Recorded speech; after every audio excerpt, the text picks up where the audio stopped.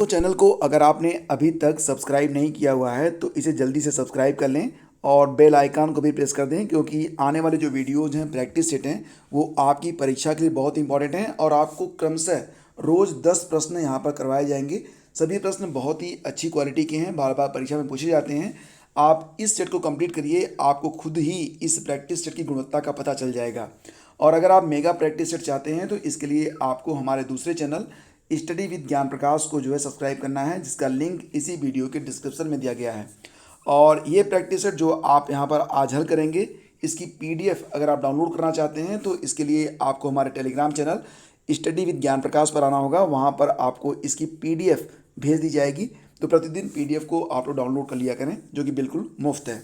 तो आइए शुरू करते हैं आज के 10 प्रश्न। पहला क्वेश्चन होगा कि वर्ष 1857 में जो विद्रोह हुआ था तो उस विद्रोह से कौन संबंधित नहीं है, ये क्वेश्चन है यहाँ पर। तो दोस्तों यहाँ पर अगर हम बात करें तो कुंवर सिंह, बेगम हजरत महल और मौलवी अहमदुल्ला, ये तीनों ही इस विद्रोह से संबंधित थे। ऊधम सिंह के बारे में आप जानते होंगे। ऊधम सिंह जो थे, ये जलियांवाला बाग हत्याकांड हुआ था ना, कब हुआ था? 13 अप्रैल 1919 में। तो उसमें जो जनरल डायर था जिसने गोली चलवाई थी, तो उसको इन्होंने लंदन में जाकर गोली मारी थी। तो ऊधम सिंह जो हैं ये 1857 के विद्रोह से संबंधित नहीं है। बात करें तो कुंवर सिंह जो हैं ये जगदीशपुर बिहार में इन्होंने 1857 के विद्रोह का नेतृत्व किया था। और बेगम हजरत महल जो थी ये लखनऊ में इन्होंने इस विद्रोह का नेतृत्व किया था। और मौलवी अहमदुल्ला जो थे ये फैजाबाद के लीडर थे 1857 के विद्रोह में। ठीक है, चलिए आगे बढ़ते हैं और अगला क्वेश्चन देखते हैं। बहुत ही अच्छा प्रश्न है। अलीगढ़ आंदोलन किसके नेतृत्व में चलाया गया था? Very important question. अलीगढ़ आंदोलन जो था यह किसके नेतृत्व में चलाया गया था? तो दोस्तों इसका सही आंसर होगा ऑप्शन ए, यानी कि sir Syed Ahmad Khan. Option A इसका यहाँ पर बिल्कुल करेक्ट है। तो अलीगढ़ आंदोलन सर सैयद अहमद खां के नेतृत्व में चलाया गया था और यह एक प्रमुख इस्लामी आंदोलन था जो कि 1857 के विद्रोह के असफलता के बाद मुसलमानों में धार्मिक सुधारों के उद्देश्य से चलाया गया था। तो याद रखना, एग्जाम में ये प्रश्न भी कई बार पूछा गया है। अगला क्वेश्चन लेते हैं। प्रश्न है कि किस नदी को इटली की गंगा कहा जाता है? अभी ये जो प्रश्न है ये एनटीपीसी की परीक्षा में पूछा गया था और इसका जो सही आंसर है वो है पो नदी। ऑप्शन ए इसका सही आंसर है। तो पो नदी को इटली की गंगा कहते हैं।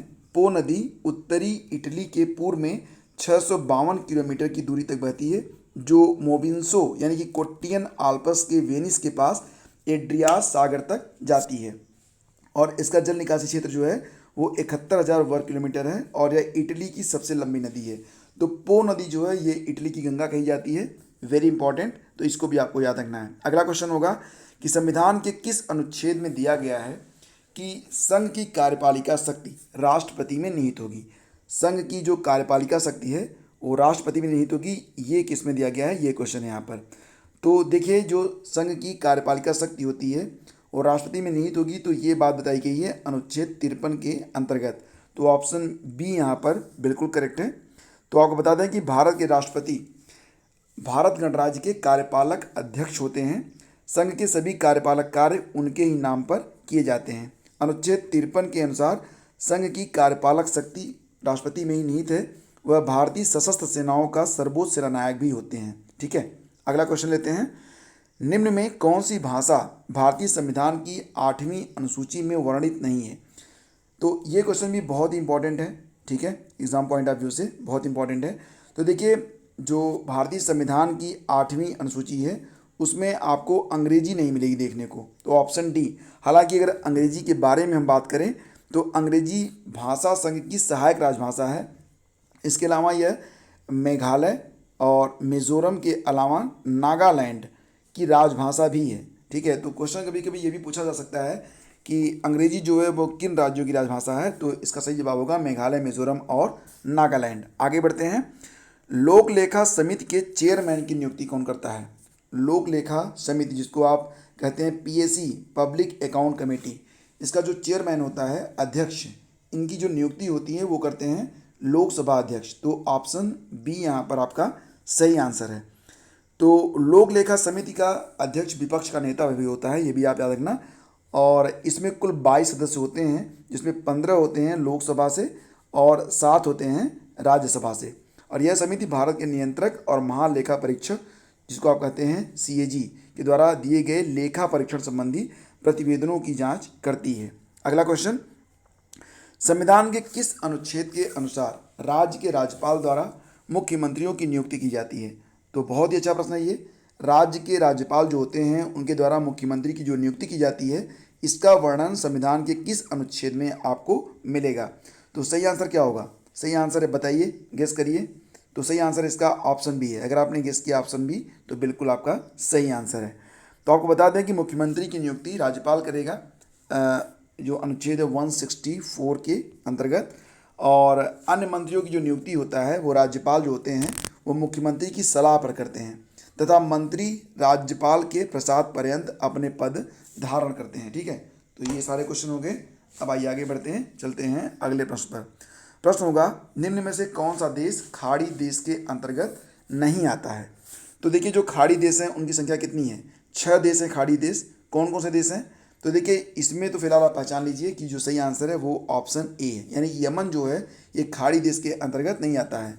तो खाड़ी देशों की संख्या 6 है, और ये कौन कौन से देश हैं? तो एक तो आपका ओमान हो गया, दूसरा कतर, फिर बहरीन, सऊदी अरब, कुवैत और UAE।